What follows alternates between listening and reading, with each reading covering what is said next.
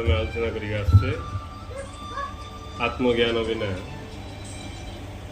मुक्ति असंभव। आत्मज्ञान अर्थ निज संबंध में संपूर्ण रूपे ज्ञान।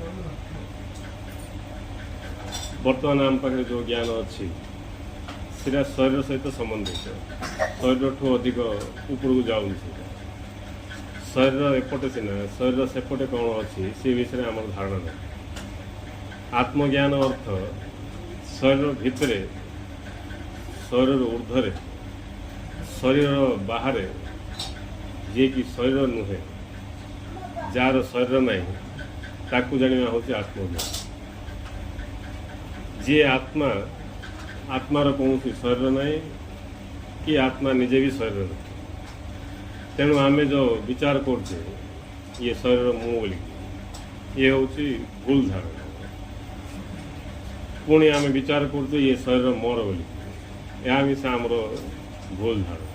ना ये शरीर मु ना ये शरीर मोर, मु ये भितर थिबा से सत्य जे कि केबे भी जन्म होनी कि मृत्युवरण कर, जे कि शाश्वत सनातन।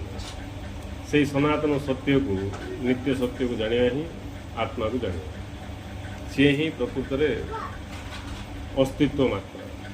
आ बाकी सब अस्तित्व भली देखागले अस्तित्व कार हेले ये सब जो सत्य रही आपको जड़े विचारशील व्यक्ति जी कि तापर ध्यान दौची सी ही बुझापी सक्षम हो। जी जिते शांत हम तार विचार भी से अद्भुत क्षमता प्रकाश कर। जी जिते बेसी बड़ बड़ बेसी विचार बेसी कथबार्ता बोले ता भितर थिबा सब शक्ति सब क्षय हो, परिणाम स्वरूप से बेसी गभीरता को जावाई असमर्थ हो। तेणु मनीष जिते कम जी आवश्यक कथबार्ता हम, जी तार वाणी उपर नियंत्रण रते आवश्यक अनुजाई कथबार्ता हम, धीरे धीरे से विचार मध्य तार नियंत्रण को आसी। जी बेसी कथबार्ता बेसी बड़ बड़ जी हो विचार उपर तार नियंत्रण आसे और बड़ कष्ट हो। एमती कि मौन शांत अवस्था तापाई स्वप्न सांगे सामान हो। जार पाखे मौन बा शांत अवस्था किसी ना से ये भितर थिबा आत्मा को चिन्हियापाई अक्षम। तेणु महापुरुष ने कहते शांत हो। दिव्यस्म बहिर अच्छी गुरुंर गोटे वाक्य, शांत हो निरीक्षण कले मुझे सी आम सहज जापर। शांत हो निरीक्षण कले मुझे सी आम यह सहज जापर। किंतु आम सब अशांत अवस्था रही। अशांत अवस्था विभिन्न प्रकार विचार नहीं, विचार जो प्रवाह रही ही अशांत दशा। शांत अर्थ विचार परिमाण कमी, जिते विचार परिमाण कमी कमी जीव से आम शांत हो। जिते शांत हवा से आमको दुष्यर आरंभ हो, से आम सत्य को देखापी सक्षम हो पार। जमी गोटे लोक स्पीड रनिंग थी बोले सी रास्ता कड़े कौन अच्छी पूरा देखिपर कहीं स्पीड धाऊँ सी जिते स्लो चलो देखापी से सक्षम हो। आ पूरा जब ठिया होगा स्थिर हो पूरा क्लीयर देखिपर। सेमती जिते आमर चेतना चंचल से आम निजक जानापी अक्षम बा सत्य को जानापी अक्षम हो। जिते चेतना आमर स्थिर हम से आम सहज जाना पाइपर सत्य को।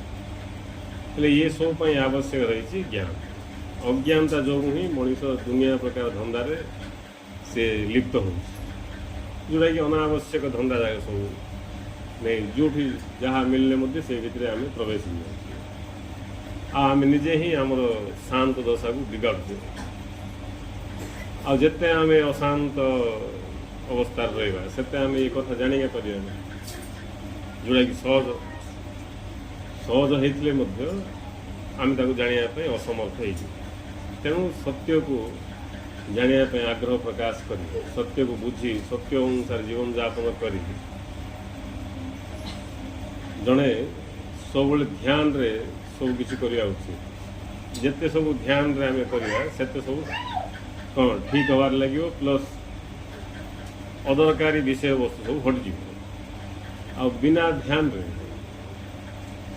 आम जहाँ सब करवा ताने गड़र आसो पुणी अदरकारी विषय वस्तु प्रवेश हो परिणाम स्वरूप आम सब अशांत अवस्था रही सब अशांत रहा तेणु ये सब निजे निजे गुरु आमको ज्ञान देवे साधना आमको करने पड़ो आ साधना आम गुरु करदे गुरु ठार ज्ञान नहीं डाक्टर पाखर मेडिसिन नहीं जमी आम खाऊ सेमती गुरु पाखर ज्ञान नहीं आम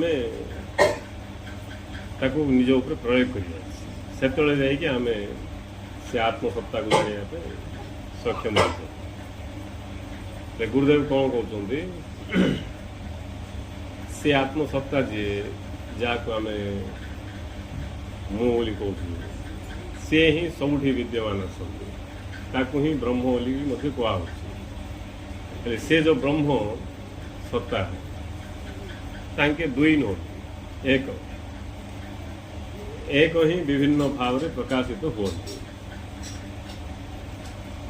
जमर आत्म प्रकाश का विभिन्न भाव तांके दुई ना आम तो एपटू देखु प्रकाश देखु आमको अनेक भाया लगुच जो आम आधार आड़ को दृष्टि पकड़ा से आम जापर दुई नुहत एक हो महापुरुष मैंने कहते जड़े का अच्छा आम कहूँ कौटी अच्छा आम भी देखु तांगे भी देखुं पार्थक्य कौट रहा पार्थक्य रहा आम एपटू देखु आम इंद्रिय द्वारा देखु इंद्रिय ही आमर ज्ञान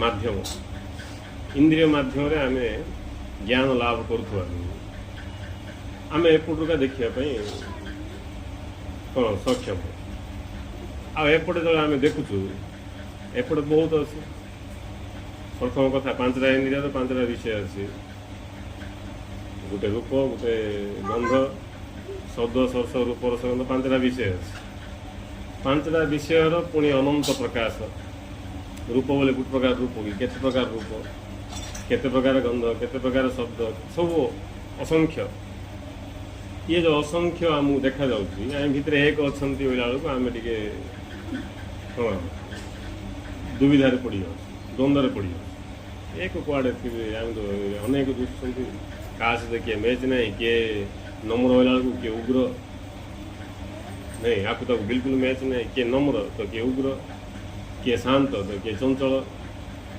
नहीं किए को प्रकार केते प्रकार सब रही आगे एक कौटी अच्छा आम एपटू देखिए विचार कर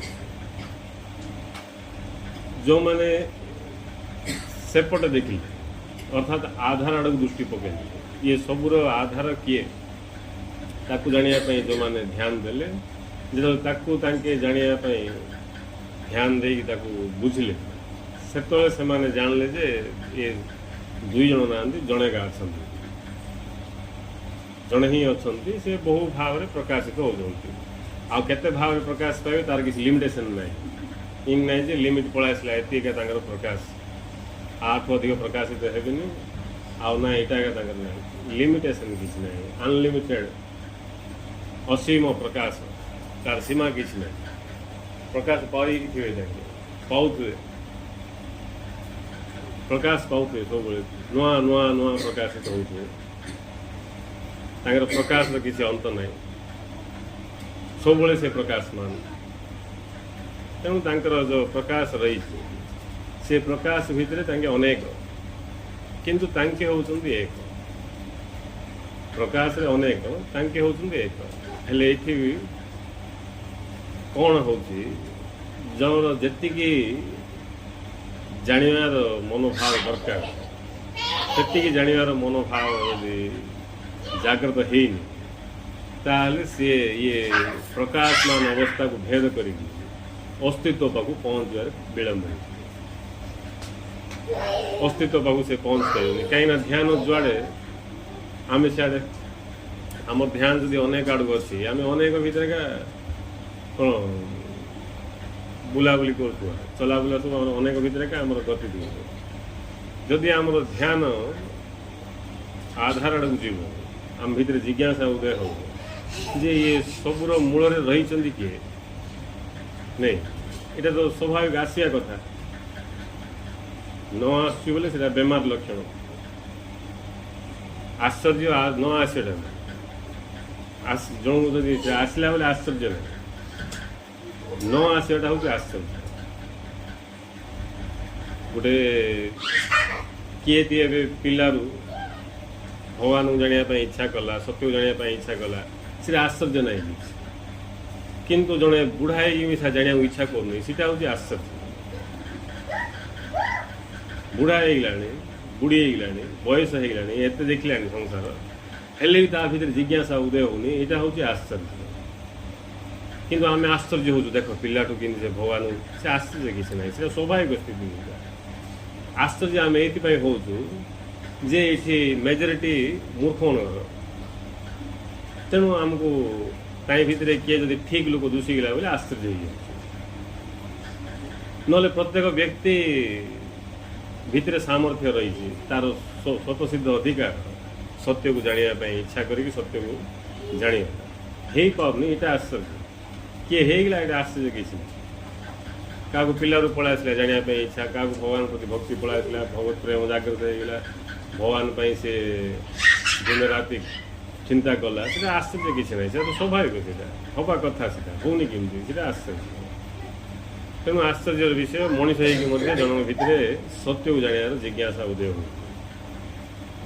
ଏହା ହିଁ ସବୁଠୁ ବଡ଼ ଆଶ୍ଚର୍ଯ୍ୟ ଯଦି କାହା ଭିତରେ ଜିଜ୍ଞାସା ଉଦୟ ହେଇଗଲା ତାହେଲେ ତାକୁ ଏଇଟା କିଛି ନାହିଁ ଇଏ ଯେତେ କଥା ଆମେ ଶୁଣୁଛୁ ଉପନିଷଦରେ ଏସବୁ କିଛି ନାହିଁ ତା ପାଇଁ ଜିଜ୍ଞାସା ଉଦୟ ହେବାଟା ହେଉଛି ସବୁଠୁ ବଡ଼ କଥା ଜିଜ୍ଞାସା ଉଦୟ ହେଲା ପରେ ବାକି ଆଉ କିଛି ନାହିଁ କିଛି ଆଉ ବାକି ସବୁ ଆପେ ଆପେ ହେବାର ଲାଗିବ ଜିଜ୍ଞାସା ଉଦୟ ନ ହେବାରୁ ହିଁ ଇଏ ସବୁ ବିଷୟବସ୍ତୁ ଆମକୁ କଷ୍ଟ ଅସମ୍ଭବ ଇଏ ଜନ୍ମରେ ହେବ କି ନାହିଁ କି କେତେ ଜନ୍ମ ଲାଗିବ ଗୁରୁ ଦାୟିତ୍ୱ ନେଇଛନ୍ତି 3 ଜନ୍ମ ଭିତରେ ହେଇଯିବ ବୋଲିକି ଏମିତି ସବୁ କଥା ଆମେ ନିଜକୁ ସାନ୍ତ୍ୱନା ଦେବା ପାଇଁ ମଧ୍ୟ ବେଳେବେଳେ କହିଥାଉ କିନ୍ତୁ ସ୍ୱାଭାବିକ ଦଶା ଯେଉଁଟା ପ୍ରତ୍ୟେକ ମଣିଷ ଭିତରେ ଆସିବା ଉଚିତ ସତ୍ୟ କ'ଣ ମୁଁ କିଏ ଇଏ ସବୁ ଜିଜ୍ଞାସା ତା ଭିତରେ ଉଦୟ ହେବା ଉଚିତ କାହିଁକିନା ତା ପାଖରେ ଜ୍ଞାନ ଅଛି ବିବେକ ଅଛି ଆଉ ବିବେକ ଯାହା ପାଖରେ ଅଛି ସେ ତ ଭୂତ ଭବିଷ୍ୟତ ସବୁ ଜାଣୁଛି ଜାଣିବାର କ୍ଷମତା ତା ପାଖରେ ଥିବା ଯୋଗୁଁ ସବୁ ଦେଖିପାରୁଛି ବୁଝିପାରୁଛି ଆଉ ଏତେ ଦେଖିକି ବୁଝିଲା ପରେ ମଧ୍ୟ ଗୁରୁଦେବ ଅମୁକରେ କହୁଛନ୍ତି ଏ ସୃଷ୍ଟି ରୂପୀ ପରମାତ୍ମାଙ୍କର ଲୀଳା ଖେଳା ଦେଖିକି ମଧ୍ୟ ଯଦି ଆମେ ଭଗବାନଙ୍କୁ ବିଶ୍ୱାସ କରୁନୁ ଜାଣିବା ପାଇଁ ଇଚ୍ଛା କରୁନୁ ବୋଲେ ଆଉ କ'ଣ ଦେଖିବ ଆଉ କ'ଣ ଦେଖିକି ବିଶ୍ୱାସ କରିବ ବିଶ୍ୱାସ ନ କରିବାର କାରଣ ହେଉଛି ଅଜ୍ଞାନ ଶିଶୁ ଯେମିତି ନିଜକୁ ସଂସାରକୁ ଜାଣିପାରେନି ସେମିତି ଅଜ୍ଞାନୀ ମଣିଷ ଭଗବାନଙ୍କୁ ବୁଝିପାରେ ନାଇଁ ଆହୁରି କ'ଣ ଦରକାର କି ଆହୁରି ଆଉ କେଉଁ ମ୍ୟାଜିକ୍ ଦରକାର ତୁମକୁ ଭଗବାନ ଅଛନ୍ତି ବୋଲିକି ବିଶ୍ୱାସ କରିବାକୁ ଏଇଟା କିଛି କମ୍ ପଡ଼ିଗଲା କି ମ୍ୟାଜିକ୍ ଯାକ ଯୁଆଡ଼େ ଦେଖିଲେ ମ୍ୟାଜିକ୍ ତୁମ ଭିତରେ ମ୍ୟାଜିକ୍ ବାହାରେ ମ୍ୟାଜିକ୍ ଆହୁରି କେଉଁ ମ୍ୟାଜିସିଆନ୍ ଆସିକି ତୁମକୁ କ'ଣ ମ୍ୟାଜିକ୍ ଦେଖେଇଲେ ବିଶ୍ୱାସ ଆସିବ ଭଗବାନ ଅଛନ୍ତି ଭଗବାନ ଅଛନ୍ତି ବୋଲି ଶୂନ୍ୟରେ ଇଏ ପାହାଡ଼ଟାକୁ ଘୁଞ୍ଚେଇ ଦେଲ ଏଇଟା କି ସେ ଏଡ଼େ ଗ୍ରହ ନକ୍ଷତ୍ର ଶୂନ୍ୟରେ ହଲୁଛନ୍ତି ବୁଲୁଛନ୍ତି ଝୁଲୁଛନ୍ତି ଇଏ ଜ୍ଞାନ ଆମକୁ ନାହିଁ ଶୂନ୍ୟ ଶୂନ୍ୟରେ ସବୁ ଅଛନ୍ତି କିଏ କାହାକୁ ଧରିକି ରଖିନି କୁଆଡ଼ୁ ଆସିଲେ କି ଜଣା ପଡ଼ୁନି ନାଇଁ ଏବେ ସାଟେଲାଇଟ୍ ସିନା ମଣିଷ ନେଇକି ସେଠି ସ୍ଥାପନ କରିଦେଇଛି ଇଏ ଗ୍ରହ ନକ୍ଷତ୍ର ଯାକ କିଏ ଶୂନ୍ୟରେ ରଖିଛି ସାଧାରଣ କଥା ଏବେ ଯେଉଁ ମଣିଷ ଉପଗ୍ରହ ସବୁ ରଖିଛି ନେଇ ସାଟେଲାଇଟ୍ ଗୁଡ଼ା କହୁଛ ମଣିଷ ତାକୁ ରଖିଛି ହେଲେ ଏଇଟା ମଣିଷ ରଖିଲା ଏଇଟା କିଏ ରଖିଲା ଚନ୍ଦ୍ରକୁ କିଏ ରଖିଛି ଇଏ ପୃଥିବୀଟାକୁ କିଏ ଆଗରୁ ରଖିଛି ସୂର୍ଯ୍ୟକୁ କିଏ ଝୁଲେଇ ରଖିଛି ସେଠି କିଏ ଝୁଲଉଛି କିଏ ବୁଲଉଛି କିଏ ସବୁ ଯାକ ହଲଉଛି ସବୁ କିଏ ଥିବାର ହେଉଛି ତେଣୁ ଇଏ ପ୍ରଶ୍ନ ଯାହାକୁ ଆସିଯିବ ତାକୁ ମୌନ ହେବାକୁ ପଡ଼ିବନି ମୌନ ହେଇଯିବ ତାକୁ ବିଚାର କଣ୍ଟ୍ରୋଲ କରିବାକୁ ପଡ଼ିବନି ବିଚାର ନଥିବ କଣ୍ଟ୍ରୋଲ କରିବାକୁ ତାକୁ ଶାନ୍ତ ହେବାକୁ ପଡ଼ିବନି, ଶାନ୍ତ ହେଇଯିବ। ଆଉ ଅନ୍ୟମାନଙ୍କୁ କରିବାକୁ ପଡ଼ିବ। ସେ ନାଇଁ ମାମୁଁ କ'ଣ ଭଲ ବୋଲି ଲାଗିଥା ମୁନା ଭାଇ ଭଳିଆ ବୁଝେ। ଆଉ ନାଇଁ ମାମୁଁ କିଛି ନାଇଁ ବୋଲି କ'ଣ ବୋଲି ଗୋଟେ କହିଲେ ଭଲ ଭ୍ୟାକ୍ସିନ୍ ଛାଡ଼ିଦେଲେ ଆଉ ବିକ୍ଷିପ୍ତ ହେଇଯିବେ। ତେଣୁ ବିଚାରକୁ କଣ୍ଟ୍ରୋଲ କର। ସପ୍ତାହକୁ ଥରେ ମୌନ ବ୍ରତ ଧାରଣ କର। ନାଇଁ ତମେ ଯେତେ ମୌନ ରହିଲେ ସେତେ ଅନ୍ୟମାନଙ୍କୁ ଭଲ, ତମକୁ ଭଲ ହେବ କି ନାହିଁ ଗ୍ୟାରେଣ୍ଟି ନାହିଁ। ତମର ଦୁଃଖ ଦୂର ହେବ ପର କଥା, ତମେ ମୌନ ରହିଲେ ବେଶୀ ଲୋକର ଦୁଃଖ ଦୂର ହେଇଯିବ। ନାଇଁ ତେଣୁ ମୌନ ଋଷିମାନେ ସେ ଗୋଟେ ଲୋକଙ୍କୁ କଣ୍ଟ୍ରୋଲ କଲା, ନିୟନ୍ତ୍ରଣ କଲା ଭଳିଆ, ଯେମିତିକି ଆଉ ଅବାଟରେ ଯିବେନି। ତା ପାଇଁ ଦୁନିଆ ପ୍ରକାର ଧ୍ୟାନ କ'ଣ ବିଧାନ ସବୁ ବାହାର କରିଛନ୍ତି। ଭେରାଇଟି ଧ୍ୟାନ ଅଛି। ଗୋରଖନାଥ ଯେତିକି ଧ୍ୟାନ କାଢ଼ିଛନ୍ତି କିଏ କାଢ଼ିନାହାନ୍ତି ଆଜି ପର୍ଯ୍ୟନ୍ତ। ଏତେ ପ୍ରକାର ଧ୍ୟାନ ବ୍ୟବସ୍ଥା, ସେଟା ପାଇଁ ତାଙ୍କର ନାଁ ରହିଗଲା ଗୋରଖ ଧନ୍ଦାରେ ପଡ଼ିଗଲା। ଗୋରଖ ଧନ୍ଦା ବୋଲେ ଦୁନିଆ ଧ୍ୟାନ, ସେ ଭିତରେ ପଶିଗଲା ଧ୍ୟାନ ଉପରେ ଧ୍ୟାନ, ଧ୍ୟାନ ଉପରେ ଧ୍ୟାନ, ବୁଝିଲେ। ଧ୍ୟାନ ହିଁ ଥିବ ଯେପର୍ଯ୍ୟନ୍ତ ସିଏ ହାତ ଯୋଡ଼ନି ଆହୁରି କେତେ ଧ୍ୟାନ କରିବାକୁ ପଡ଼ିବ। ସିଏ ପର୍ଯ୍ୟନ୍ତ ତାକୁ ଧ୍ୟାନ ଉପରେ ଧ୍ୟାନ ଚାଲିଥିବ। ଯେଉଁଦିନ ସେ କହିବ ନିଜେ ଆଉ କେତେ ଧ୍ୟାନ କରିବି ବୋଲିକି, ସେତେବେଳେ ବସ ତମେ ନାଇଁ। ଯେମିତି ଆମେ ଛୋଟ ପିଲାମାନଙ୍କୁ ତୁନେ ବସ ହେଲେ ବସିବେ, ଜାଣିବା ଲୋକ କିସ୍ କରିବ, ତାଙ୍କୁ ତୁନେ ବସ ହେଲେ କହିବନି, ଡେଁ ବୋଲି କହିବ, ଭଲ ଭାବରେ ଡେଇଁ ଡେଇଁ ଡେଇଁ ଡେଇଁ ଲାଷ୍ଟକୁ ହାଲିଆ ହେଇକି ତାଙ୍କା ବସି ପଡ଼ିବ ତୁନେ। ନାଇଁ ଯଦି ତାକୁ ଡେଇଁବାକୁ ଇଚ୍ଛା ଥିବ, ଆମେ କହିବା ନାହିଁ ବସେ ବୋଲେ ସେ ବସିପାରିବନି। ସେଇଟା ନାଇଁ, ତାକୁ ଭଲରେ ଧାଁ ଧପଡ଼ ଗୋଟେ ବୁଲାବୁଲି କଲେ ଅଟୋମେଟିକ୍ ସେ ହାଲିଆ ହେଇକି ତୁନେ ତା ଜାଗା ବସି ପଡ଼ିବ। ସେମିତି ବିଭିନ୍ନ ପ୍ରକାର ସବୁ ଭାବନାକୁ ନେଇକି ବିଭିନ୍ନ ପ୍ରକାର ବ୍ୟକ୍ତି ଅଛନ୍ତି, ତାଙ୍କୁ ନେଇକି ବିଭିନ୍ନ ପ୍ରକାର ବିଧି ସବୁ ବାହାର କରାଯାଏ।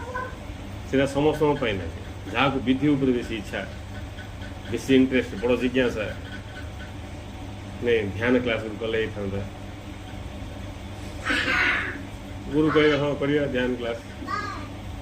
କେଉଁ ପ୍ରକାର ଧ୍ୟାନରେ ତୁମର ରୁଚି ଅଛି, ଏମିତି କାହାକୁ କେଉଁ ପ୍ରକାର, ବିଭିନ୍ନ ପ୍ରକାର ସବୁ। କିନ୍ତୁ ଯେଉଁଟାକି ପ୍ରକୃତ ଧ୍ୟାନର ବିଷୟ, ସେ ହେଉଛି ଜିଜ୍ଞାସା ମନୋଭାବ। ଜିଜ୍ଞାସା ମନୋଭାବ ଯଦି ଜଣଙ୍କ ଭିତରେ ଜାଗ୍ରତ ହେଇଯିବ, ତାହେଲେ ତାକୁ ଧ୍ୟାନ କରିବାକୁ ପଡ଼ିବନି। ଧ୍ୟାନରେ ଥିବ ସେ ସବୁବେଳେ ଧ୍ୟାନରେ ଥିବ, ଧ୍ୟାନରେ ହିଁ ଥିବ। ଆଉ ସେ ଧ୍ୟାନରେ ଥିବା ଲୋକକୁ ହିଁ ସବୁ ଜଣାପଡ଼ିବ, ନହେଲେ କିଛି ନାହିଁ। ମୂର୍ଚ୍ଛା ହେଇକି ଥିବ କିଛି ଜଣା।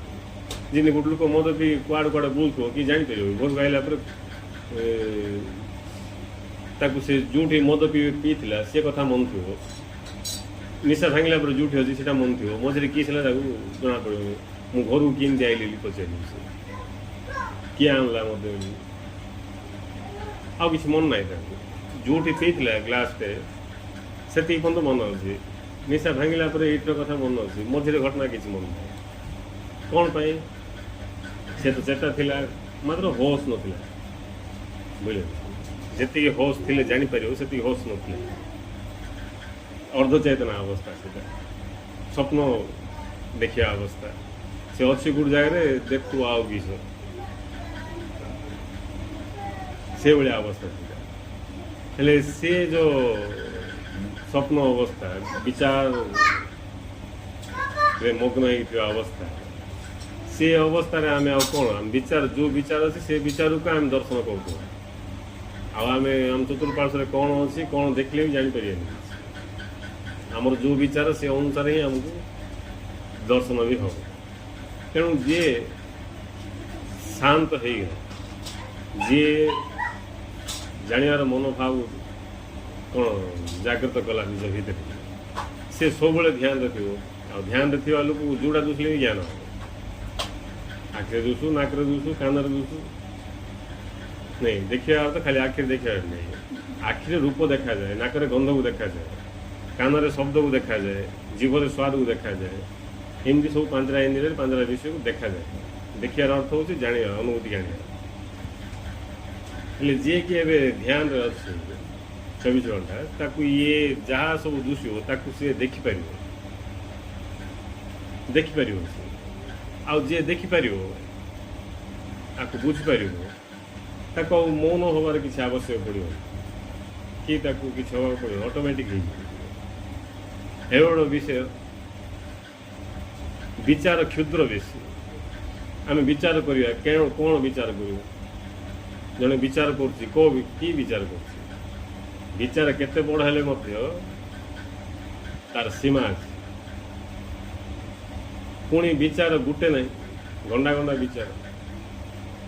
ଆଉ ଏଇଭଳିଆ ଅବସ୍ଥାରେ ଆମେ ଦେଖିକି ମିଶାକି ଦେଖିପାରିବା, ଶୁଣିକି ମିଶାକି ଶୁଣିପାରିବା, ଜାଣିକି ମିଶାକି ଜାଣିପାରିବା। ତେଣୁ ଯେତେବେଳେ ଆମେ ଟିକେ କେଉଁ ମୁଭମେଣ୍ଟରେ କିଛି ହେଲେ ବୁଝିକି, ଯେହେତୁ ଆମର କ୍ଷମତା ଅଛି, ନାହିଁ ବୋଲି ନାହିଁ, ଅଛି କ୍ଷମତା, ତେଣୁ ଯେତେବେଳେ ବି ଆମେ ଚାହିଁବା ନିଜେ ଇଚ୍ଛା କରିକି କିଛି ସମୟ ବାହାର କରିକି ଟିକେ ଦେଖିବା ପାଇଁ ଚେଷ୍ଟା କରିବା ଇଏ ଯେଉଁ ଆମ ଚତୁଃପାର୍ଶ୍ୱରେ ରହିଥିବା ଇଏ ଜଗତକୁ ଦେଖୁ ଦେଖୁକା ଜଗଦୀଶର ଆଭାସ ପାଇବ। ଜଗତକୁ ଦେଖୁ ଦେଖୁକା ଜଗଦୀଶର କ'ଣ ଆଭାସଟା ମିଳିବ। ଜଗତକୁ ଜଣେ ଦେଖୁନି, ଆଉ କି ଆଭାସ? ଏବେ ଯିଏକି ସଙ୍ଗୀତର ମହିମା ଜାଣିନି, ସିଏ ଏବେ ଗୀତ ଶୁଣିକି ଗାଇବା ଲୋକର ମହିମା କେମିତି ଜାଣିପାରିବ? ସଙ୍ଗୀତ ଶୁଣିବାର କଳା ଯାହାକୁ ଜଣାନ୍ତି, ସଙ୍ଗୀତର ସ୍ୱାଦ ଯାହାକୁ ଜଣାନ୍ତି, ସିଏ ଏବେ ତା ଆଗରେ କିଏ ବି ବଡ଼ ସ୍ୱରରେ ଗୀତ ଗାଇବ, ସିଏ ଲୋକର ମହିମାକୁ ସେ ଜାଣିପାରିବନି, କାହିଁକିନା ତାକୁ ଗୀତ ଇଏ ନାହିଁ। ସେମିତି ଯେକୌଣସି ଜିନିଷ ପ୍ରକାଶକୁ ଜାଣିଲେ ହିଁ ପ୍ରକାଶକୁ ଆମେ ଜାଣିପାରିବା, ତାଙ୍କ ପ୍ରତି ଆକୃଷ୍ଟ ହେବା। ଆଉ ପ୍ରକାଶକୁ ଆମେ ଜାଣିନଥିବା ବୋଲେ ଆଉ ପ୍ରକାଶକୁ ଆମେ କେମିତି ଜାଣିପାରିବା? ଯିଏକି ଏ ସବୁର ପ୍ରକାଶକ, ପ୍ରକାଶଟା ନହେଲେ ଲୋକ ଏମିତି ଫ୍ରିରେ ଅଛନ୍ତି ଯେମିତିକି ତାଙ୍କୁ ସବୁ ଜଣା। ରୋଜଗାର କରିକି 2 ପଇସା ରୋଜଗାର କରିକି ଘର ପିଲା କୁଟୁମ୍ବ ଚଳେଇ ଦେଲେ ହେଇଗଲା ଜୀବନ, ଏହା ହିଁ ଜୀବନ ବୋଲି ସମସ୍ତଙ୍କୁ ଧାରଣା। ପୁରା ବ୍ରହ୍ମାଣ୍ଡକୁ ଜାଣିଦେଲେ, ଆଉ କିଛି ଜାଣିବାର ନାହିଁ। ସେମିତି ଭାବରେ ଲୋକ ଅଛନ୍ତି। ଆଉ ଏଇଭଳିଆ ଲୋକକୁ ଭଗବାନ ବୋଲେ କ'ଣ? ଭଗବାନ ବୋଲେ ଖାଲି ଯିବା, ମୁଣ୍ଡିଆ ଟିକେ ମାରିବା, ଦୀପ ଟିକେ ଦେଇଦେବା, କାହାର କେଉଁ ପ୍ରକାର ମୋତେ ପ୍ରାର୍ଥନା ଟିକେ କରିଦେବା, ନିଜର ଦୁଃଖ ଯଦି ଅଛି ଜଣାଇଦେବା, ଆଉ ତାଙ୍କୁ ଟାଇମ୍ ଦେଇଦେବା। ଏତିକି ଟାଇମ୍ ଭିତରେ ଏଇଟା ଯେମିତି ପୂର୍ଣ୍ଣ ହେଇଯିବ, ମୋର କାମଟା ସକ୍ସେସ୍ ହେଇଯିବ ବୋଲେ ମୁଁ ଡେଲି ଆଇବି, ନହେଲେ ଆଉ ଆଇବିନି। କିନ୍ତୁ କେତେ ପ୍ରକାର ସବୁ ମେଣ୍ଟାଲି ଅଛି। ତାପରେ ହେଇଗଲା ବୋଲି ବିଶ୍ୱାସ ପଳାଇ ଆସିବ, ଅଛନ୍ତି ଭଗବାନ ବୋଲିକି। ଆଉ ବିଶ୍ୱାସ ପଳାଇ ଆସିଲେ କିସ ହେବ? ସେ ଭଗବାନ ଉପରେ ପ୍ରେସର ପକାଇବ। କାହିଁକି ଗୋଟେ କଲେ ବୋଲି ସବୁ କରିବେ? ନାଇଁ, ଗୋଟେ କରିଦେଲେ ଭଗବାନ ବୋଲେ ଆହୁରି ସେମ୍ ଯାଇକି ଭଗବାନ ଜଣେ ପ୍ରଭୁ ସେଇଟା ହେଇଗଲା, ଏବେ ଏଇଟା କରିଦିଅ। ନାଇଁ, ଏମିତି କରୁଥିବ ତମେ, ଖାଲି ମୁଁ ତମ ଉପରେ ବିଶ୍ୱାସ ରଖିଥିବି। ସେଇଟା କେମିତି ମୋର ମହାପାତ୍ର ଭଳିଆ ହେଇଯିବ। ଆଉ ନ ହେଲା ବେଲେ ତାପରେ ବିଶ୍ୱାସ ପଳେଇବ, ତାପରେ ଆଉ ବିଶ୍ୱାସ ପଡ଼ିଯିବ ନାଇଁ କି ଭଗବାନ କିଛି ନାହାନ୍ତି। ଏସବୁ ବଡ଼ ବିକ୍ଷିପ୍ତ ଅବସ୍ଥା ହେଲା। ବୋଲେ ମଣିଷ ତାର ନିଜର ସାମର୍ଥ୍ୟକୁ ବୁଝିନି କି ସାମର୍ଥ୍ୟ ଅନୁସାରେ ଯାହା ପ୍ରାପ୍ତ କରିପାରିବ ତାହିଁରୁ ବଞ୍ଚିତ ରହିବ। ଜଣଙ୍କ ପାଖରେ ଯେଉଁ ସାମର୍ଥ୍ୟ ଅଛି ସେ ସାମର୍ଥ୍ୟରେ କ'ଣ କରିପାରିବ? ଯେମିତି ଗୋଟେ PM ତାଙ୍କର ଯେଉଁ ସାମର୍ଥ୍ୟ ଅଛି ତାଙ୍କୁ କ'ଣ କରିପାରିବେ? ଗୋଟେ ପିଉନ୍ ତାଙ୍କର ସାମର୍ଥ୍ୟ ଅଛି, ତାଙ୍କର ବି ସାମର୍ଥ୍ୟ ଅଛି କିଛି, PMର ବି ଅଛି, ପିଉନ୍ର ବି ଅଛି ସାମର୍ଥ୍ୟ, ବୁଝିଲେ? ଗୋଟେ ପିଉନ୍ ତାର ସାମର୍ଥ୍ୟ ଯେତିକି ଅଛି ସେ ସେତିକା କରିପାରିବ, ଆଉ ପ୍ରଧାନମନ୍ତ୍ରୀ ଯିଏ ତାଙ୍କର ସାମର୍ଥ୍ୟ ଯେତିକି ଅଛି ସେତିକି କରିପାରିବେ। ସେମିତି ଗୋଟେ ମଣିଷର ସାମର୍ଥ୍ୟ କ'ଣ ମଣିଷ ଜୀବନ କାଳ ଭିତରେ ଜାଣିପାରୁନି। ଇଏ ଛଟକାଟିଆ ବିଷୟରେ ତାର ଧ୍ୟାନ ଦେଇକି ସେ ଏଠୁ ବିଦାୟ ନେଇଯାଏ। ଆଠୁ ବଡ଼ ଦୁଃଖର ବିଷୟ କିଛି ନାହିଁ। ତେଣୁ ଗୋଟେ ମଣିଷର ସାମର୍ଥ୍ୟ ବଡ଼ ବିଚିତ୍ର ସାମର୍ଥ୍ୟ, ବଡ଼ ବିଲକ୍ଷଣ ସାମର୍ଥ୍ୟ ମଣିଷ ନାହିଁ ବୋଲି ଭଗବାନ ନାହାନ୍ତି, ନହେଲେ ଆଉ କି ଭଗବାନ? କାହା ଭଗବାନ? କି ଭଗବାନ? ଭଗବାନ ମଣିଷ ନାହିଁ ବୋଲି ଭଗବାନ ନାହାନ୍ତି। କେଉଁ ଭଗବାନ? କାହାକୁ ଜଣା କିଏ ଭଗବାନ, କି ଭଗବାନ? ତେଣୁ ଭଗବାନ ସ୍ୱୟଂ ଇଏ ଭିତରେ ପ୍ରକାଶମାନ ହେଉଛନ୍ତି। ସବୁଠି ତ ଭଗବାନ ପ୍ରକାଶିତ ହେଉଛନ୍ତି, କିନ୍ତୁ ମଣିଷ ଭିତରେ ଭଗବାନ ସ୍ୱୟଂ ପ୍ରକାଶମାନ ହେଉଛନ୍ତି। ହେଲେ ଅନ୍ୟ ପାଖରେ ଭଗବାନ ସ୍ୱୟଂ ପ୍ରକାଶିତ ହେଉଛନ୍ତି, କିନ୍ତୁ ସେଠି ପ୍ରକୃତି ପ୍ରାଧାନ୍ୟ ବେଶୀ। ସେଠି ଖାଲି ଖାଣ୍ଟି ପ୍ରକୃତିକା ଅଛି, ଭଗବାନ ଖାଲି ଆଧାର ଭାବରେ ଅଛନ୍ତି। ମଣିଷ ପାଖରେ ଭଗବାନ ବି ଟିକେ ଟିକେ ପାଟି ଖୋଲିଲେଣି ବୁଝିଲେ, ଆଉ ବାକି ଜାଗାରେ ଭଗବାନ ଚୁପ୍ ପ୍ରକୃତିକା ଲୀଳା କରୁଛି। ମଣିଷ ପାଖରେ ଭଗବାନ ମଧ୍ୟ ଟିକେ ଟିକେ ପାଟି ଖୋଲିଲେ ବୋଲି ଉଦାହରଣ ଦେଉଛି। ଭଗବାନ ମଧ୍ୟ ତାଙ୍କର ଉପସ୍ଥିତିର ସୂଚନା ଦେଲେ ମଣିଷ ପାଖରେ। ସବୁଠି ଭଗବାନ ଉପସ୍ଥିତ, କିନ୍ତୁ ଉପସ୍ଥିତିର ସୂଚନା କିଛି ମିଳୁନି।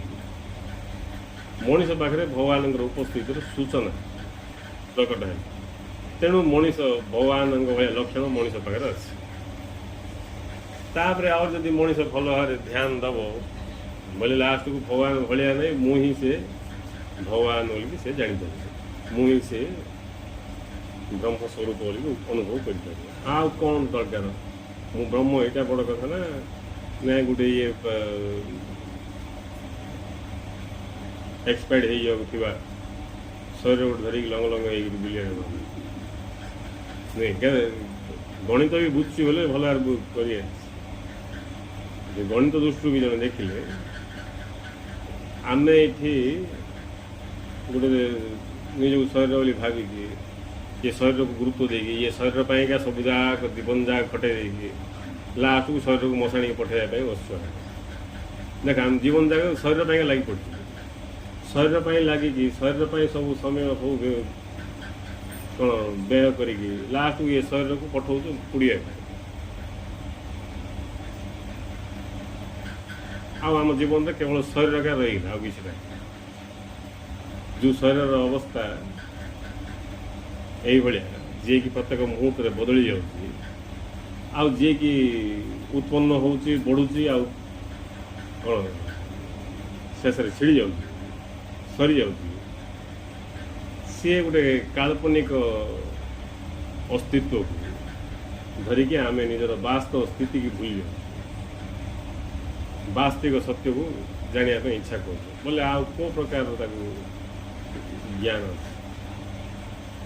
ଆମକୁ ଜଣାନଥିଲେ ମଧ୍ୟ କାହାଠୁ ଶୁଣିଗଲେ ଜ୍ଞାନ ହେବା ଅଛି ନା। ଯେମିତି ଗୁରୁର କଥା ଆମେ ଜାଣିନଥିବା, ହଠାତ୍ ଯଦି କିଏ ଆସିକି କହିଲା ତାକୁ ଆମେ ଧନ୍ୟବାଦ ଦେବା କି ନାହିଁ? ବୁଝିଲେ ଦେବା, ନହେଲେ ନାହିଁ କିଛି। ଯାହା ଆଜ୍ଞା ଧନ୍ୟବାଦ, ମୋତେ ଆଇଡ଼ିଆ ବି ହେଇନଥିଲା କେବେ, ଆପଣ ଭଲ କଥା ଗୋଟେ କହିଲେ, ଆଇଡ଼ିଆଟା ଭଲ ଦେଲେ, ମୁଁ ୟାଠୁ ଏମିତି ବୁଲିକି ଯିବି, ଯେକୌଣସି ରାସ୍ତା ଗଲେ ମୁଁ ୟାଠୁ ଏମିତି ଯିବି ବୋଇଲା ବେଳକୁ ଆପଣ ସର୍ଟକଟ୍ରେ ବତେଇଦେଲେ ଆମେ କୁଆଡ଼େ ଯାଉଛେ। ଯେଉଁ ରାସ୍ତା ଆମେ ଜାଣିଛେ ଯିବା ପାଇଁ, ସେ ରାସ୍ତା ଗୋଟେ 30 କିଲୋମିଟର ହେବ, ହଠାତ୍ ଜଣେ ଆସିକି କହିଲା ଏମିତି ୟାଠୁ ପଳେଇଲ 5 କିଲୋମିଟରରେ ପହଞ୍ଚିଯିବ, ବୋଲେ ଆମେ କ'ଣ କହିବା? ଯାହା ହଉ ଭଲ ଜ୍ଞାନ ଦେଲେ କହିବେ। ସେମିତି ଆମ ଜ୍ଞାନ ନାହିଁ, ଆମେ ଇଏ ଶରୀରକା ସବୁ ବୋଲି ଭାବିକି ବସିଛେ। ହଠାତ୍ କିଏ ଆସିକି କହିଲେ ଆମକୁ ଇଏ ଶରୀରକା ଶେଷ ନୁହେଁ, ଏ ଭିତରେ ଆହୁରି ବହୁତ କିଛି ଅଛି, ଇଏ ଜୀବନ କା ପ୍ରକୃତ ଜୀବନ ନୁହେଁ, ଇଏ ଆ ଭିତରେ ଆହୁରି ପ୍ରକୃତ ଜୀବନ ରହିଛି, ତମେ ଯାହା ଦେଖୁଛ ଏଇଟା ପ୍ରକୃତ ସତ୍ୟ ନାହିଁ, ପ୍ରକୃତ ସତ୍ୟ ଆହୁରି କିଛି ରହିଛି, ଆଉ ସେ ସବୁ ଜାଣିବାର କ୍ଷମତା ତମ ପାଖରେ ଅଛି, ସେଥିପାଇଁକା ତମର ଜନ୍ମ। ଇଏ ସବୁ କଥା ଯିଏ ବୁଝେଇଲା, ଯିଏ ବୁଝିପାରିଲାନି ବୁଝିପାରିଲା, କିନ୍ତୁ ଯିଏ ବୁଝିଲା ସେ ଧନ୍ୟବାଦ ଦେବ ଭଗବାନଙ୍କୁ, ଗୁରୁଙ୍କୁ। ଧନ୍ୟବାଦ ଗୁରୁଦେବ ବୋଲି କହିବ, ମୋତେ ଏ ଆଇଡ଼ିଆ ଆସିନଥିଲା, ଯଦି ଆପଣ ଆସିକି ଠିକ୍ ମୁଭମେଣ୍ଟରେ ଇଏ ଜ୍ଞାନଟା ଦେଇନଥାନ୍ତେ ବୋଇଲେ କିଏ କହିପାରିବ?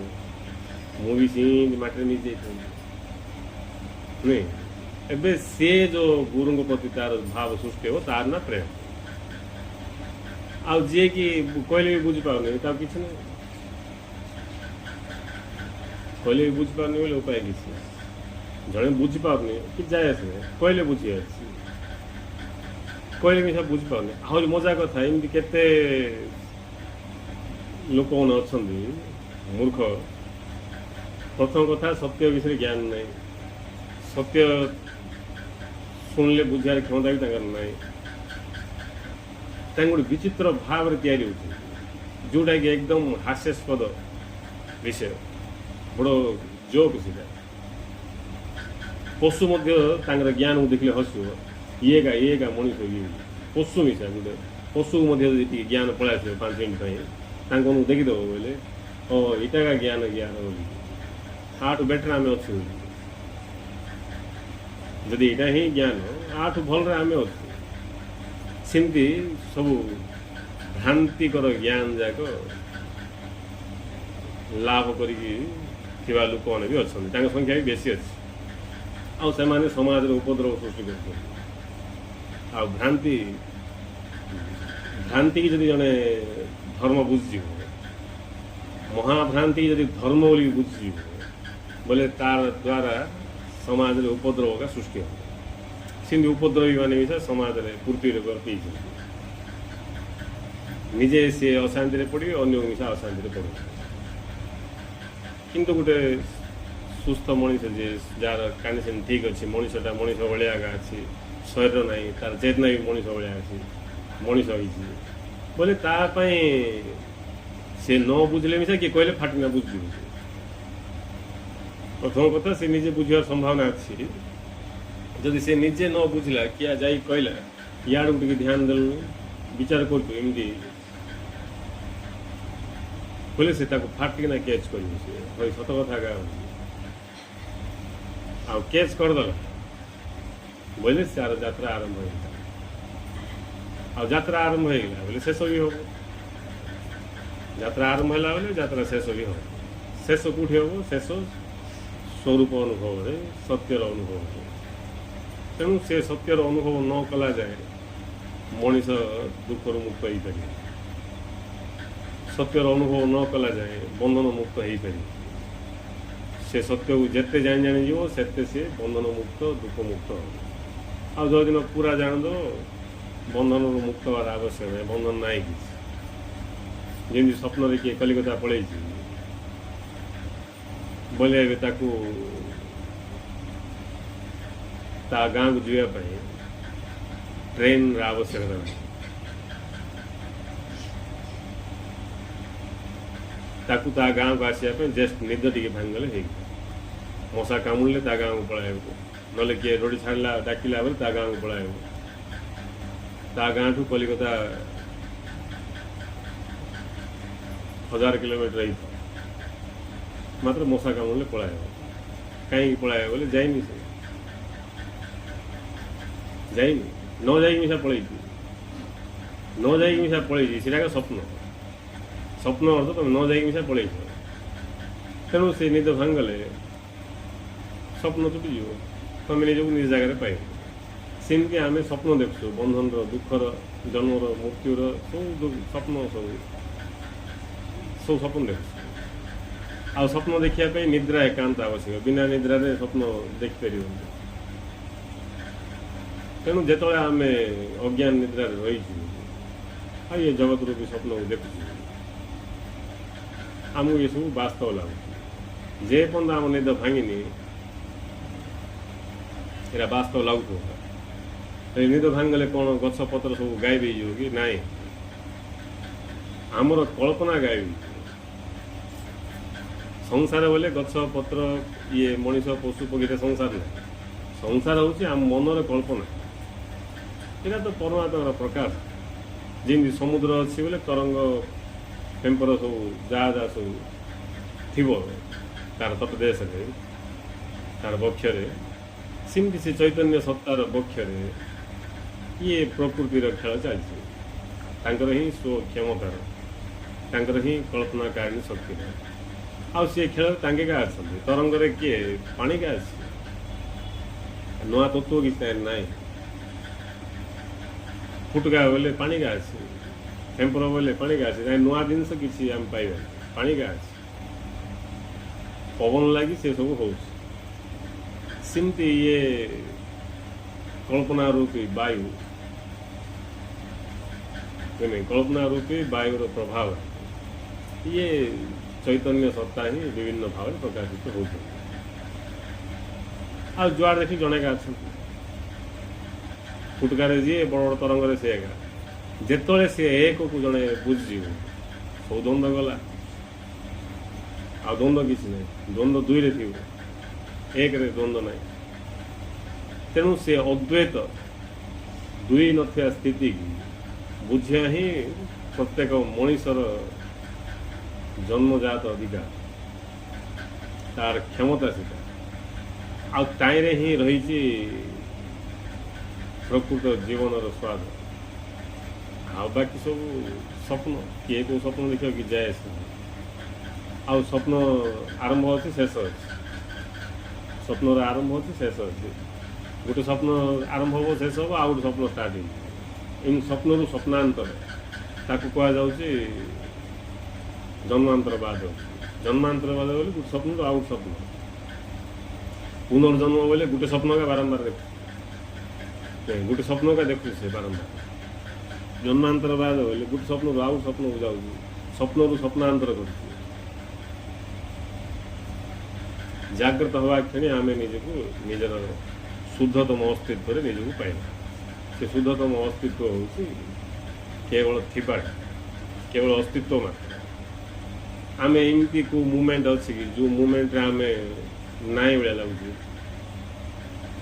ମୁଁ ନାଇଁ ଭଳିଆ କାହାକୁ ଲାଗୁଛି।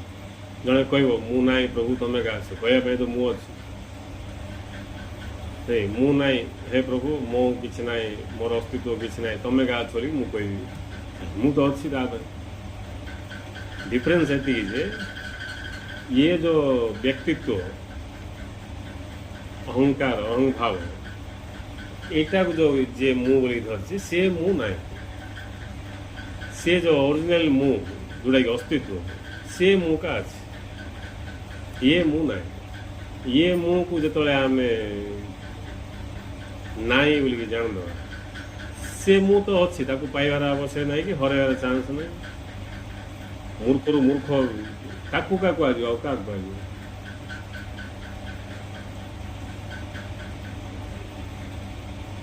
ଜଣକୁ ଗଧ ବୋଲିକି ଆମେ କହିବା, ଗଧ ଅଛି କି ନାହିଁ? ଅଛି। ଜଣକୁ ସିଦ୍ଧ ବୋଲିକି କହିବା, ସିଦ୍ଧ ବି ଅଛି, ଗଧ ବି ଅଛି। ସିଦ୍ଧ ଗଧ ଭିତରେ ଡିଫରେନ୍ସ କିଛି ନାହିଁ, କେବଳ ଉପର ଡିଫରେନ୍ସ ଅଛି। ସେଠି ଚେତନା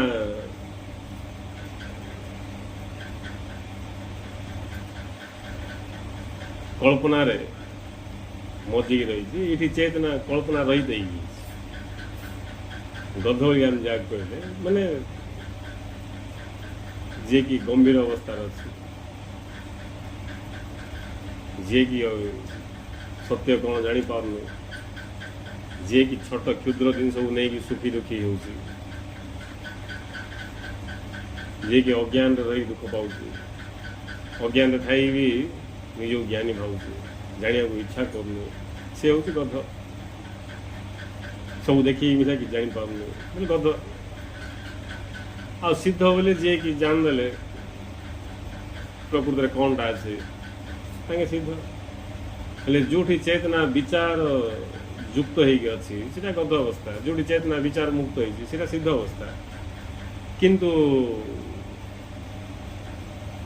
ଥିବାଟା ଚେତନା କା ଅଛି, ଚେତନା କା ଅଛି, ଦ୍ୱିତୀୟ କିଛି ନାହିଁ। ଆଉ ସେ ଯେଉଁ ଅସ୍ତିତ୍ୱ ଅଛି, ସେଇଟା ହିଁ ପରମ ସତ୍ୟ, ସେଇଟା ହିଁ ଆତ୍ମା। ଅସ୍ତିତ୍ୱ ହିଁ ଆତ୍ମା, ଚୈତନ୍ୟ ସତ୍ତା ହିଁ ଆତ୍ମା। ହେଲେ ଇଏ କଥା ଯେତେ ଆମେ ବୁଝିବା ସେତେ ଆମେ ଦ୍ୱନ୍ଦ୍ୱରୁ ମୁକ୍ତ ହେଇଯିବା। ଦୁଇ ଜଣ ବସିଛନ୍ତି, ଧନ୍ୟ ଗୋଟେ ମଣିଷ ଅଛି, ଆଉ ଗୋଟେ ସେ ସାଇଡ଼ରେ ବିଲେଇ ଗୋଟେ ଅଛି। ମଣିଷ ଆଉ ବିଲେଇ ଏଇଟା କେବଳ କଳ୍ପନାର ଦୁଇଟା ମଡେଲ, ଦୁଇଟା ମଡେଲ ଥିବ। ଜାଇଁରେ ଅଛନ୍ତି ସିଏ ଏକ, ଜାଇଁରେ ଅଛନ୍ତି ସିଏ ଏକ, ଜହିଁରେ ଅଛନ୍ତି। ଏବେ ଗୋଟେ ଗ୍ଲାସ୍ କେଉଁଠି ଅଛି ବୋଲି ମୁଁ ପଚାରିବି, କିଏ କହିବ ଗ୍ଲାସ୍ ପେନ୍ରେ ଅଛି, କିଏ କହିବ ମୋ ହାତରେ ଗ୍ଲାସ୍ ଅଛି।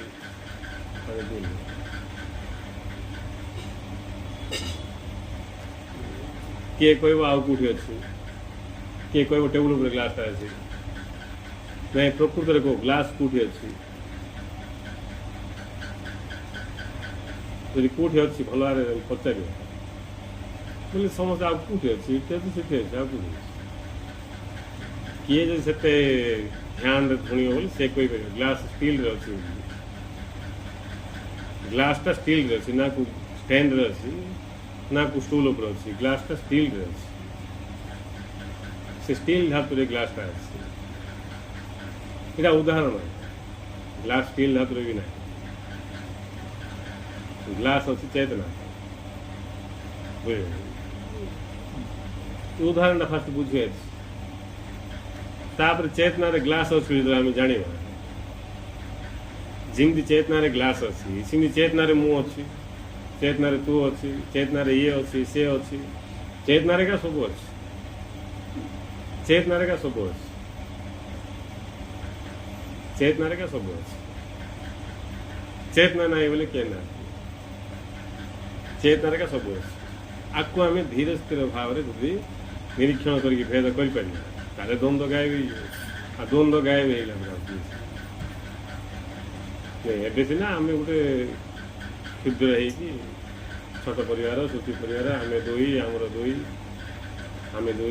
ଏକ ନହେଲେ ଆମେ 5 ଆମର 40 ବହୁତ ଭକ୍ତ ଅଛନ୍ତି ତାଙ୍କୁ ଭଗବାନ ଦେଉଛନ୍ତି ସବୁ ଆମେ 4-5 ଆମର 40 କି ବୋଲେ ଭଗବାନ ଦେବାଟାକୁ ଆମେ କିଛି କରିବୁ ଭିକ ମାଗୁଛୁ ନା ଭଗବାନ ଦେବାଟାକୁ ଆମେ ମନା କରିପାରିବୁ ହେଲେ ଇଏ ଯେଉଁ କ୍ଷୁଦ୍ର ଭାବ ଯେଉଁ ରହିଛି ଏ କ୍ଷୁଦ୍ର ଭାବରେ ଆମେ ଦିନ କାଟୁଛୁ କିନ୍ତୁ ଯେଉଁଦିନ ଆମେ ଭେଦ କରିକି ଜାଣିପାରିବା ସବୁ କାହିଁରେ ଅଛି କେଉଁଥିରେ ଅଛି କିଛି ୟା ପାଇଁ ବଡ଼ ପରିଶ୍ରମ କି ଆଖି ବନ୍ଦ କରିକି ଆମେ ବସିବାକୁ ଗଛ ମୂଳରେ କ'ଣ କରିବା କିଛି ଆବଶ୍ୟକ ତେଣୁ ଯେଉଁଠି ବସିଛ ଯେଉଁଠି ଅଛ କେବଳ ଟିକେ ସ୍ମରଣ କଲେ ହେଲା ତାକୁ ହିଁ କୁହାଯାଉଛି ଗୁରୁ ସ୍ମରଣ ତାକୁ ହିଁ କୁହାଯାଉଛି ସତ୍ୟ ସ୍ମରଣ ସ୍ମରଣ ବୋଇଲେ ତାକୁ ହିଁ କୁହାଯାଉଛି ଇଷ୍ଟ ସ୍ମରଣ ଯିଏ ଜାଣିପାରୁନି ସେ ମନ୍ତ୍ର ଜପ କରିପାରିବ କିନ୍ତୁ ପ୍ରକୃତ ସ୍ମରଣ ହେଉଛି ତାଙ୍କୁ ଚିହ୍ନିବା ପାଇଁ ଧ୍ୟାନ ଦେବ ବୋଲେ ସ୍ମରଣ ଷ୍ଟାର୍ଟ ହେଇଯିବ ସ୍ମରଣ ଆରମ୍ଭ ହେଇଯିବ ଯିଏ ଚିହ୍ନିବା ପାଇଁ ଧ୍ୟାନ ଦେବ ଆଉ ଭଗବାନଙ୍କୁ ଧ୍ୟାନ କରିବା ପାଇଁ କୌଣସି ଜାଗାରେ ଆବଶ୍ୟକ ନାହିଁ କାହିଁକିନା ସବୁ ଜାଗାରେ ତାଙ୍କେ ଉପଲବ୍ଧ ସବୁ ଜାଗାରେ ଉପଲବ୍ଧ ଏବେ ଗୋଟେ ଗାଁରେ ଗୋଟେ ଦୋକାନ ଅଛି ମେଡ଼ିକାଲ ଷ୍ଟୋର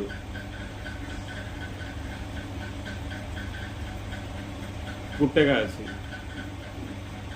ସେଟା ଅଛି କୋଣକୁ ବୋଇଲେ ଏବେ ଯାହା କହିଲେ ସେଠିକି ଯିବାକୁ ପଡ଼ିବ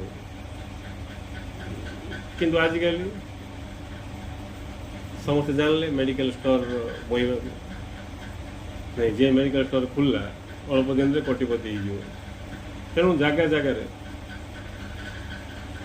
ମେଡ଼ିକାଲ ଷ୍ଟୋର ଯାହାକୁ ବି ଇଚ୍ଛା ଲାଗିଲା ମେଡ଼ିକାଲ ଷ୍ଟୋର ଯେଉଁଠି ମେଡ଼ିକାଲ ଷ୍ଟୋର ଏତେ ମେଡ଼ିକାଲ ଷ୍ଟୋର କି ପାଇଁ ଏତେ ଇଣ୍ଟରେଷ୍ଟ କି ପାଇଁ ଆଙ୍କେ ନାଇଁ ଦୋକାନ ଯଦି ଏତେ ପରିମାଣରେ ଖୋଲା ହେଉଛି ବୋଲେ ଏତେ ଇଣ୍ଟରେଷ୍ଟେଡ଼ କାହିଁକି ଏଥିପାଇଁ ଇଣ୍ଟରେଷ୍ଟେଡ଼ ଲୋକଙ୍କୁ ଡିମାଣ୍ଡ ପୂରଣ କରିବା ପାଇଁ ତାହେଲେ ଲାଭ ବେଶୀ ଥିବ ବୋଲେ ଆଉ ଡିମାଣ୍ଡ କିଛି ପୂରଣ କରିବ ଏଇଟା କିଛି ଖାଇବା ଜିନିଷ ପରିବା ହେଇଛି ନା କିଏ ଯେ ଅଣ୍ଟିବନି ବୋଲି ନାଇଁ ଲାଭ ବେଶୀ ଥିବ ହେଲେ ଗୋଟେ ଦୋକାନ ଥିଲେ ଯିବାକୁ ପଡ଼ିବ ଆଉ ଯଦି ପ୍ରତ୍ୟେକ ସାହିରେ 4ଟା ଦୋକାନ ଥିବ ତୁମ ଘର ପଡ଼ିଶାରେ ଏକା ଦୋକାନ ଥିବ ତମର ଏକା ଦୋକାନ ଥିବ ବୋଲେ ଆଉ ତୁମେ କିଏ ଯିବ ସେମିତି ଯାହାକୁ ଆମେ ଭଗବାନ ବୋଲି କହିଲେ ଭଗବାନ ସିଏ ନୁହନ୍ତି ଯିଏକି ଉପରେ ଅଛନ୍ତି ଭଗବାନ ସିଏ ଯିଏକି ଅଛନ୍ତି ଉପରେ ନାହାନ୍ତି କି ତଳେ ନାହାନ୍ତି ଭିତରେ ନାହାନ୍ତି କି ବାହାରେ ନାହାନ୍ତି ଅଛନ୍ତି ଆଉ ବାକି ସବୁ ଦୁଶୁଛନ୍ତି ଭଗବାନ ସିଏ ଯିଏ ଅଛନ୍ତି ଆଉ ବାକି ସବୁ ଦୁଶୁଛନ୍ତି ଆଉ ଦୁଶିବା ପାଇଁ ମଧ୍ୟ ତାଙ୍କା ଅଛନ୍ତି ନାଇଁ ତାଙ୍କା ଅଛନ୍ତି ତାଙ୍କା ଦୁଶୁଛନ୍ତି ତାଙ୍କା ଦେଖୁଛନ୍ତି ସବୁ ତାଙ୍କେ ତେଣୁ ଧ୍ୟାନ କରିବା ପାଇଁ ପ୍ରୋବ୍ଲେମ୍ କିଛି ନାହିଁ ନିର୍ଦ୍ଦିଷ୍ଟ ଜାଗା କିଛି ନାହିଁ एमती गोटे परिवेश को देखिए किए किए जावा कथा सीना ना जड़े जब प्रकृत जिज्ञासु हो बोले से ठिया होगी ध्यान कर चलिए ध्यान कर बसिक ध्यान कर कम कर ध्यान कर गाड़ी शुणी ध्यान कर गाड़ी शुणी ध्यान कर ध्यान करने कौन सी विषय बाधा नहीं ध्यान पर बाधा किसी नहीं जो ध्यान पर किए बाधा सृष्टि कर ध्यान भग्न हो जाऊँ बोले से ध्यान ध्यान नहीं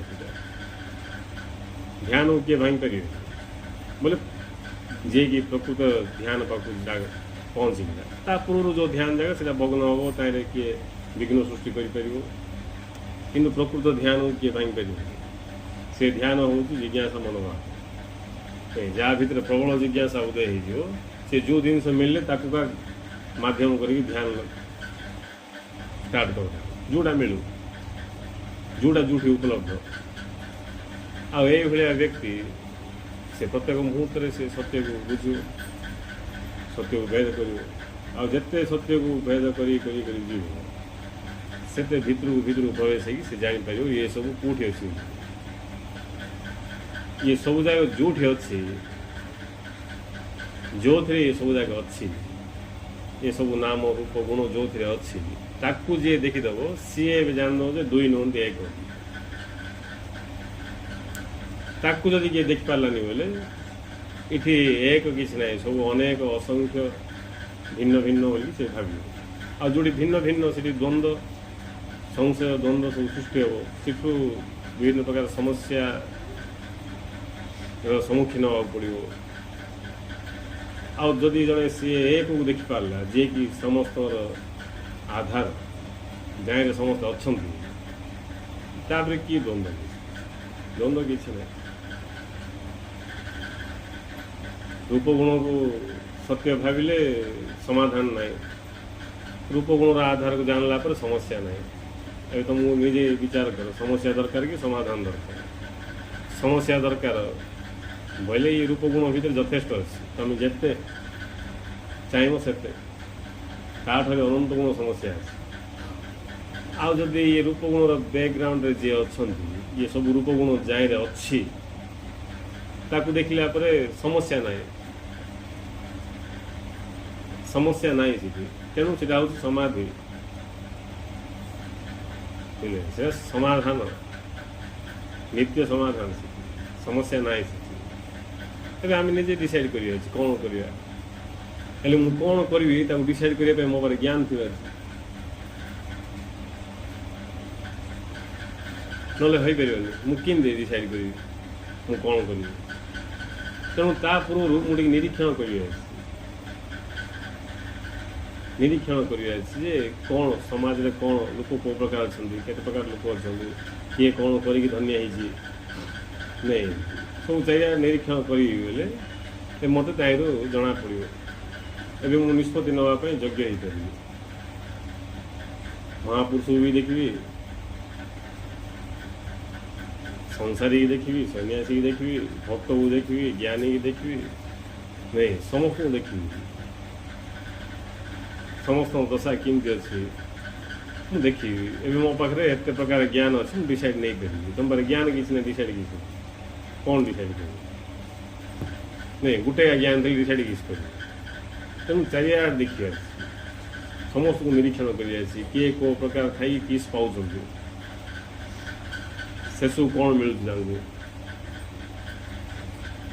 कौन पाइपर धाइवा तो समस्त खाऊँ कौन पाँच भला निरीक्षण कर मत से डिसीजन नवार क्षमता आस जे ये सब भितर श्रेष्ठ कौन सार्थक कौन डिसाइड कर बुझीपारि एक्चुअली ये जहाँ आम महापुरुष बोली कहले जागृत पुरुष बोली कहले से माने ही ठीक रास्ता रास्ता ही ठीक रास्ता मुझे निष्पत्ति नहीं पारि मुझे निष्पत्ति नेबी से अटके लोग किए ना मो किए निष्पत्ति नहीं बोले किए ना मुझे अटकी मु निष्पत्ति नहीं बोले किए अटके पार मु निष्पत्ति ना मत ज्ञान थी तेणु ज्ञान को आश्रय कले सत्य को बुझाटा सहज छोटू छोट सत्य को बुझु बुझु शेष में विराट सत्य शेष में शाश्वत सत्यर साक्षात्कार हम शाश्वत सत्यर साक्षात्कार हेल्ले आम जापर जे मु प्रकृत में किए मु हूँ से अनंत शाश्वत जी सब भितर रही से मो भितर रही सी ही मुझा भिन्न ना मुझा भिन्न ना सी ही मो रूप विद्यमान ये कथा बुझे मत समाधान तापर खाली टाइम पास बुझे तेणु टाइम पास क्षमता महापुरुष पाखे अच्छे टाइम पास कर कहीं कम टाइम अच्छे आम पाखे अनंत टाइम अच्छे अनंत टाइम तुम पाखे अच्छी पास कर खाली आई कहीं पास हेनी टाइम सरिया 5 घंटा अच्छी बोले टाइम पास कर माने पास माने टाइम को पार हो पड़े टाइम को पार कर दो पार हो पड़े टाइम पास कर दो अनंत टाइम किन पास कर जो जड़े जागृत हो सी टाइम बाहर को ऑलरेडी पड़े केवल शरीर टाइमटा से शरीर टाइमटा को पास कर नहीं से टाइम पास कर टाइम पास पारे बहुत बड़ संपद रही टाइम पास भी कर टाइम पास संपद भी रही बढ़िया नहीं आ जे अज्ञान अच्छी से टाइम पास कर कले बिक मागे इे टाइम पास हेनी इे थी टाइम लॉस हो जो टाइमटा स्वरूप प्राप्ति सत्य प्राप्ति करता से टाइमटा बेकार आउ से टाइम भितर का रही टाइम बाहर को जापर तेणु समय बाहर को काल बाहर को अकाल स्थिति पहुँचा ही आम लक्ष्य ता ही आम स्वरूप अकाल बोले सो निहाल सत्य श्री अकाल बुझ सत्य केवल से अकाल जे कि काल बाहर आटा हूँ आम स्वरूप न जानले किए जाए सब प्रकार व्यवस्था थी तुमको आसिक कहीकि मिसा शुणा को नाराज जाना नाराज उपाय किसी तेणु गुरुदेव फास्ट स्टार्टिंग कहले जाना को इच्छा कर जीवन को धन्य कर स्वरूप लाभ कर जय ईश्वर।